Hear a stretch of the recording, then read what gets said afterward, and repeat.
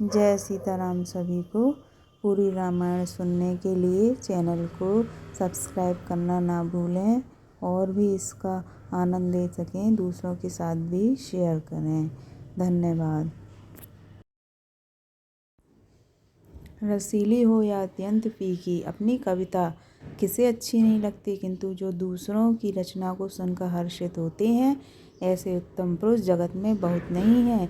हे भाई, जगत में तालाबों और नदियों के समान मनुष्य ही अधिक हैं, जो जल पाकर अपनी ही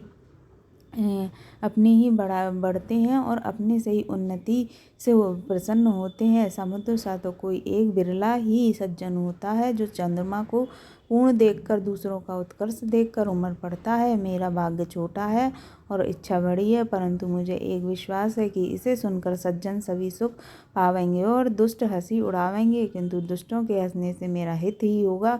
मधुर कंठ वाली कोयल को कोए तो कठोर ही कहा करते हैं, जैसे बगुले हंस को और मेढक पीहे को हंसते हैं, वैसे ही मलिन मन वाले दुष्ट निर्मल वाणी को हंसते हैं। जो ना तो कविता के रसिक हैं और न जिनका श्री रामचंद्र जी के चरणों में प्रेम है, उनके लिए यह कविता सुखद हास्य का काम देगी। प्रथम तो यह भाषा की रचना है, दूसरे मेरी बुद्धि की बोली, इससे यह हंसने के योग्य ही है और हंसने में उन्हें कोई दोष नहीं है। जिन्हें ना तो प्रभु के चरणों में प्रेम है और ना अच्छी समझ ही है, उनको यह कथा सुनने में फीकी लगेगी। जिनकी श्रीहरि भगवान विष्णु और श्रीहर भगवान शिव के चरणों में प्रीति है और जिनकी बुद्धि को तर्क करने वाली नहीं है, जो श्रीहरि हर में भेद की या ऊंच नीच की कल्पना नहीं करते, उन्हें श्री रघुनाथ जी की यह कथा मीठी लगेगी।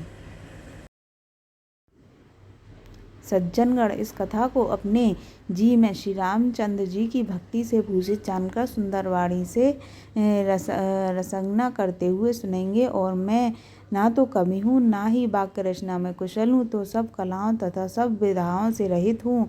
नाना प्रकार के अक्षर, अर्थ, अलंकार, अनेक प्रकार की छंद रचना, भावों और रसों के अपार भेद और कविता के भांति भांति के गुण दोष होते हैं। इसमें से काव्य संबंधी एक भी बात ज्ञान मुझ में नहीं है, यह मैं कोरे कागज पर लिखकर शपथपूर्वक सत्य सत्य कहता हूँ। मेरी रचना सब गुणों से रहित है, इसमें बस जगत प्रसिद्धि एक गुण है, उसे विचार कर अच्छी बुद्धि वाले पुरुष जिनके निर्मल ज्ञान है, इसको सुनेंगे। इसमें श्री रघुनाथ जी का उदार नाम है, जो अत्यंत ही पवित्र है, वेद पुराणों का सार है, कल्याण का भवन है और अमंगलों को हरने वाला है, जिसे पार्वती सहित भगवान शिव जी सदा जपा करते हैं। जो अच्छे कवि के द्वारा रची हुई बड़ी अनूठी कविता है, वह भी श्री राम नाम के बिना शोभा नहीं पाती। जैसे चंद्रमा के समान मुख वाली सुंदर स्त्री सब प्रकार को सुसज्जित होने पर भी वस्त्र के बिना शोभा नहीं देती, इसके विपरीत को कभी रची हुई सब गुणों में रहित कविता को भी राम के नाम और यश से अंकित जानकर बुद्धिमान लोग आदरपूर्वक कहते और सुनते हैं, क्योंकि संतजन भौरे की भांति गुण ही को ग्रहण करने वाले होते हैं। यद्यपि मेरी इस रचना में कविता का एक भी रस नहीं है, तथापि इसमें श्री रामचंद्र जी का प्रताप प्रकट है। मेरे मन में यही एक भरोसा है, भले ही संग से भला किसने बड़प्पन नहीं पाया है। धुआं भी अगर के संग से सुगंधित होकर अपने स्वाभाविक कड़वेपन को छोड़ देता है। मेरी कविता अवश्य ही भद्दी है, परंतु इसमें जगत का कल्याण करने वाली राम कथा रूपी उत्तम वस्तु का वर्णन किया गया है, इससे यह भी अच्छी ही समझी जाएगी। तुलसीदास जी कहते हैं कि श्री रघुनाथ जी की कथा कल्याण करने वाली और कलयुग के पापों को हरने वाली है। मेरी इस भद्दी कविता रूपी नदी की चाल पवित्र जल वाली नदी गंगा जी की चाल की भांति टेढ़ी है। प्रभु श्री रघुनाथ जी के सुंदर यश के संग यह कविता सुंदर और सज्जनों के मन को भाने वाली हो जाएगी। शमशान की अपवित्र राख भी श्री महादेव जी के अंग के संग से सुहावनी लगती है और स्मरण करते ही पवित्र करने वाली होती है। श्री रामचंद्र जी के यश संग से मेरी कविता सभी को अत्यंत प्रिय लगेगी। जैसे मलय पर्वत के संग से काष्ठ मात्र चंदन मन का बंदनीय हो जाता है, फिर क्या कोई काठ की तुच्छता का विचार करता है। श्यामा गौ काली होने पर भी उसका दूध उज्ज्वल और बहुत गुणकारी होता है, यही समझकर सब लोग उसे पीते हैं। इसी तरह गंवारू भाषा में होने पर भी श्री सीताराम जी के यश को बुद्धिमान लोग बड़े ही चाव से गाते हैं।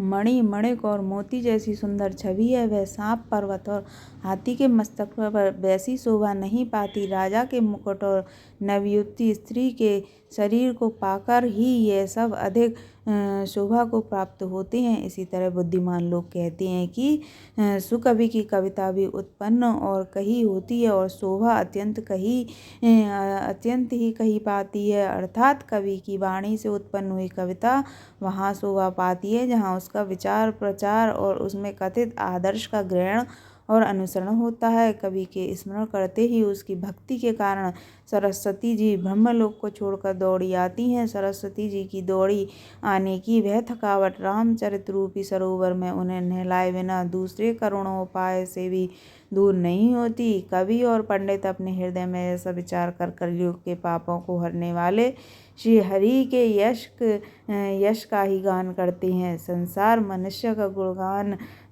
करने से सरस्वती जी सिर धुनकर पछताने लगती हैं कि मैं क्यों इनके बुलाने पर आई। बुद्धिमान लोग हृदय को समुद्र और बुद्धि को सीप और सरस्वती जी को स्वाति नक्षत्र के समान कहते हैं। इसमें यदि श्रेष्ठ विचार रूपी जल बरसता है तो मुक्तामणि के समान सुंदर कविता होती है।